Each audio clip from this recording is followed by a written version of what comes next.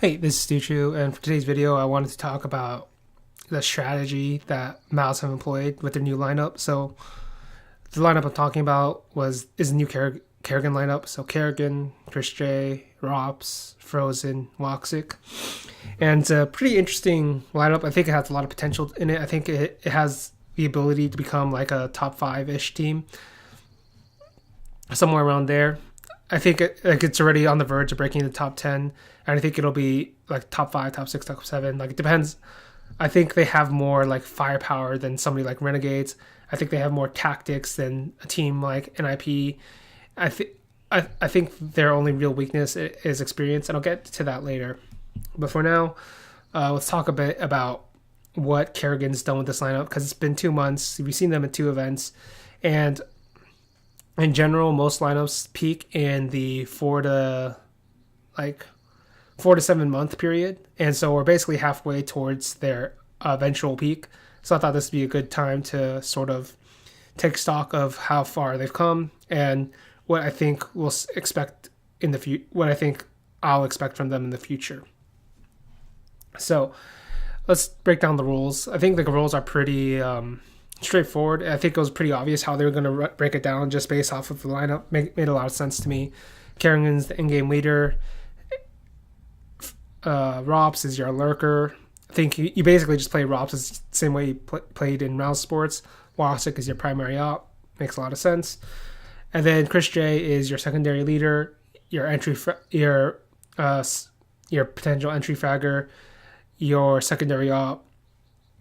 You're basically one of your bigger playmakers as well. He can play that role, and I think he can also play some supportive elements as well. So he basically does a lot of stuff for Mouz. He's kind of like the handyman.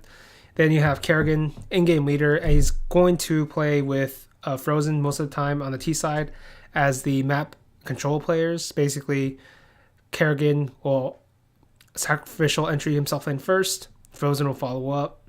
And then that's kind of how they've run this lineup on the T side. You look at the CT side, they're generally going to play. I think.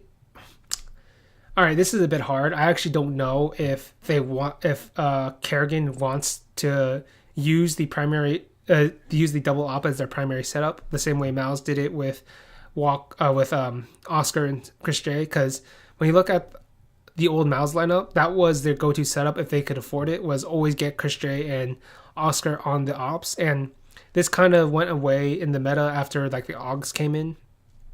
But I think that was probably a mistake. I actually think, given their player strengths, it made more sense to go with the double ops, but that's a different topic for another time.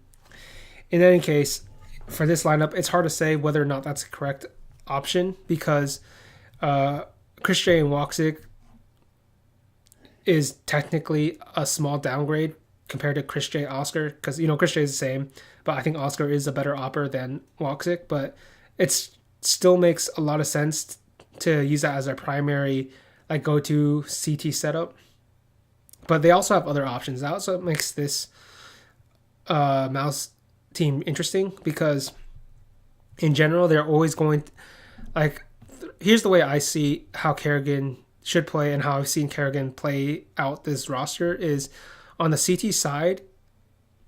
In general, you don't want to play disadvantageous 3v4, 4v5, mid-round, late-round scenarios with this squad. And that sounds redundant because obviously no team wants to play that scenario out. But hear me out for a second. I think it's particularly disadvantageous for this lineup because their 3 primary star players are young, are like either rookies or sophomores in their overall CSGO career. Like, this is basically Rops' second, or maybe, I think second year at a top professional level. And before he even started his career, he didn't even have like the smaller scale like teams to play on. He just went from FPL to Mouz. I think Frozen, he's basically a rookie. And Woxic, this is like his second year or close to the end of his first year after his time on Hellraisers.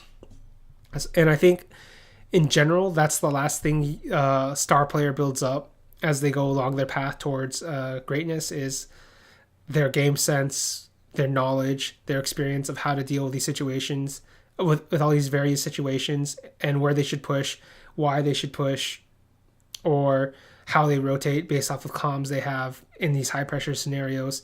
And it's going to get even more complicated for most of these players because they don't have the same CSGO cultural background.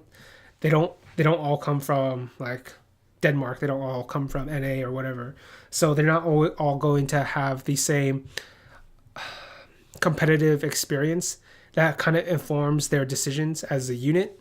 So that's always going to be a problem for them. So that's why I think if you're looking at Mouz from a theoretical level, they're generally going to want to go for aggressive early picks. And that's what we've seen from this team. And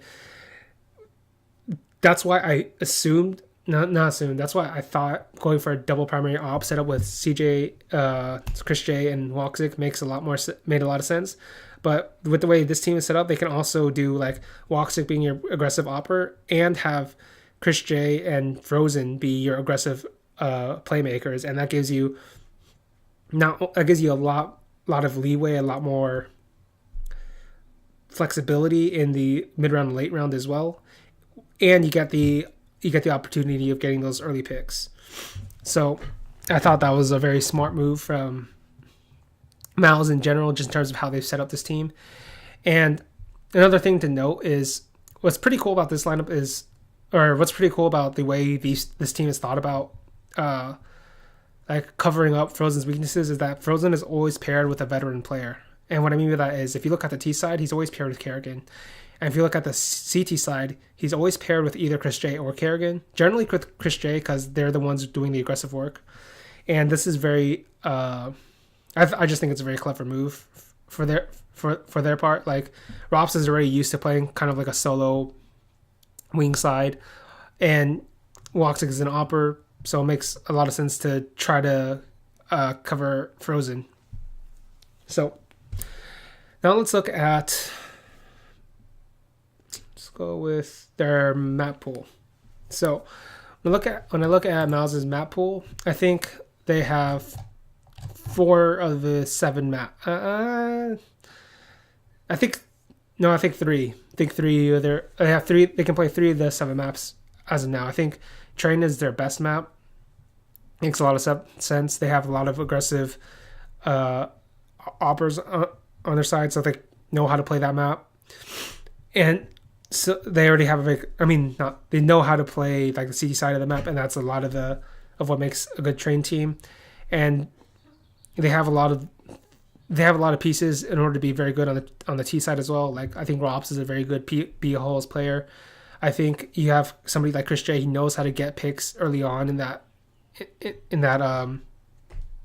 from like T-Con. You have somebody like Kerrigan. He knows how to take control of IV and knows how to play off the rotations and how to play off of that as a leader. So in general, I think it's a very good map for them. The map after that, I think, is probably Mirage. Makes a lot of sense as well. I think this is one of Kerrigan's better maps as a caller. I think double op setup is very good on this map. I think the aggressive looks they have for this map are perfect for what they want to do.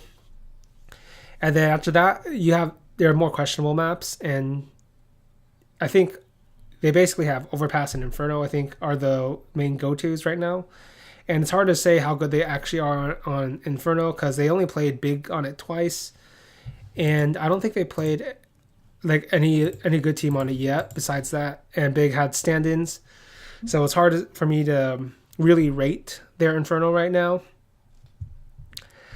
As for Overpass, I think they've already shown some good things and some bad things. I just don't think on their T side has been worked on well enough, and that's not I don't mean it that tactically. I just mean that in terms of individual players. Like they're not really their chemistry isn't really flowing. Like not all 5 players aren't on the same page yet, and I think that's probably just an inherent problem of having an international roster to begin with. I will say they've already done some interesting sort of like variations of things I've seen. Like For instance, on the CT side, uh, I, a lot of teams lately have been blowing up the connector doors on the CT side and then using a boost on the B site with an opera on top in order to control that area and control connectors so nobody can go down there.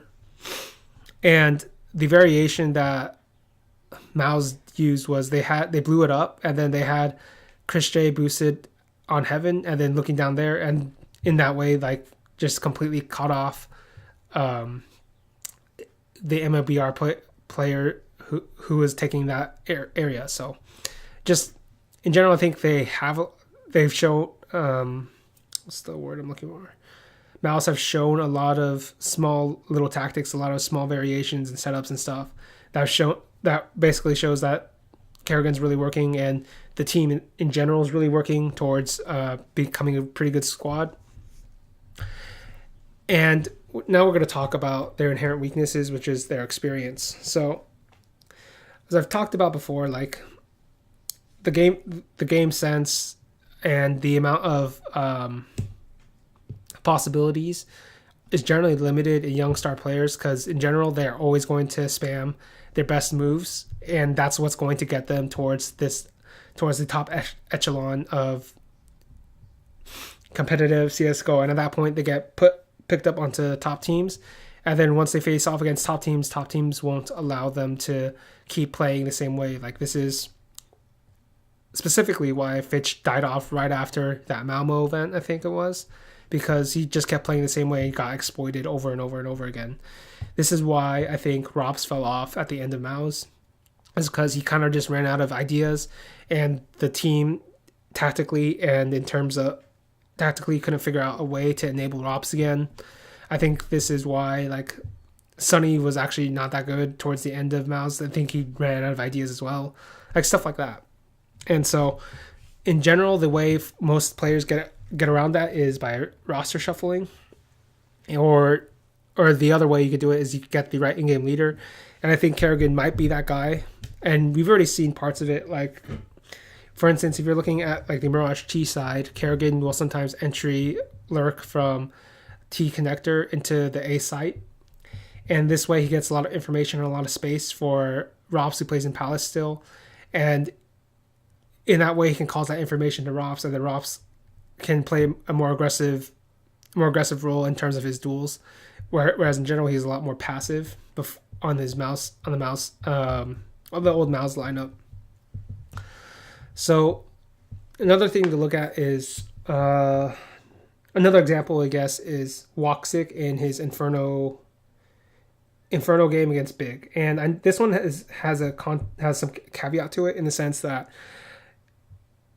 it was their first game at IEM Sydney. I don't think Woxic has ever played at Sydney, so he's not going to be used to the jet lag. And it was their first game at a big event. But even despite that, like Woxic played pretty terribly. And the problem that Woxic has right now, actually I don't know if it's a problem, but it's indication of a potential problem, is that he doesn't really know how to not play the star role. And what I mean by that is, in the old Hellraisers, he should have continued to be aggressive, to look for picks and whatnot. In this Mouz lineup, he doesn't necessarily have to, because I think this Mouz lineup has a lot of firepower and a lot of tactics and a lot of variations in order to make something happen. So he can just play a more supportive role if he wants. But even in that supportive role, which he ended up playing on that Inferno map, it wasn't particularly good. So I think that's an area that Woxic will have to improve on as time goes on, is how can he impact the game when he's not having a good game. And that's, like I said, part of his inexperience. I think that's something like star players build up later on in their career. And then the last thing you want to look at is somebody like Frozen. And it's harder to pick out Frozen just because I haven't seen that many games of him, so I don't know if this is true or not. But like one of the trends I noticed was like on Shrine, if you get to the late round, Frozen will generally favor taking pop dog control, and this is pretty normal, but the problem with that is he'll double dip. And what I mean by double dip is he'll take that position if the same scenario is run twice, and I think that could be a problem against better teams if they start specifically scouting out Mouz. Now, even with all those problems put aside, I think this team has a lot of potential to grow. I think these are all problems that are fairly fixable, whether that's through experience, coaching, leadership, or whatever. I think they have all the tools they need in order to grow as a team, and I think it's already pretty promising, in my view, that they have that basically Mouz basically already play 4 maps. I think their two really good maps are Train and Mirage. I think it's harder to rate overpass an Inferno, and then you look at the remaining 3 maps: Vertigo, Nuke, and Dust 2. I think theoretically they should be very good on Dust 2. Like, I don't think there's a reason they shouldn't be. They have the double op setup. They have the B anchor. They have a good rotator on the CT side, and then on the T side they have all the roles they should probably need to be good on that map. And then you look towards Nuke, and Nuke is a bit harder, but I think they should still have most of what they need. Like, basically, if you look at Nuke, you would think like an international lineup would be worse on the map because communication is so key. But if you look at 2018 with the old Mouz lineup, I thought they were one of the better Nuke teams, and they kind of gave Astralis a run for their money on Nuke in like one of the times they faced off against Astralis. And the reason they did that was because they had a lot of the good players. They had a lot of the good rules they needed, and they played a very like aggressive style. And you look at this Mouz lineup, I think they have similar players. Like, they still have Rops control ramp. You put like Frozen as your like upper anchor, Kerrigan as your rotator, Woxic as your op, and then I think you put Chris J as like your aggressive yard / secret player, and then you're good to go on the CT side. And then on the T side, that's just more of a work of how they want of finding their identity, of whether they want to play it more tactically or whether they want to play for trades and then play off the mid round or whatnot. But we'll have to see going forward. But I think they can play Nuke. And then as for Vertigo, I don't know, man. Nobody knows how that map's going to play out, so we'll have to see there as well. But in general, I think this is a very good. This team has a very good projection of what they're going to become, and they've got like they've already got 2 good maps. They've got two maps that are playable. I think Dust 2 is always pretty variable, so I think it makes a lot of sense not to focus on a lot on Dust 2. Add in Nuke, and then you've got 6 out of the 7 maps. I think they've got a lot of while this team still has some work ahead in terms of experience, I think they have all the elements they need to be a pretty good dark horse coming up in 2019. So watch out for this squad. I think they're going to end up being like a top 5 team once they hit their peak. All right, see you guys later.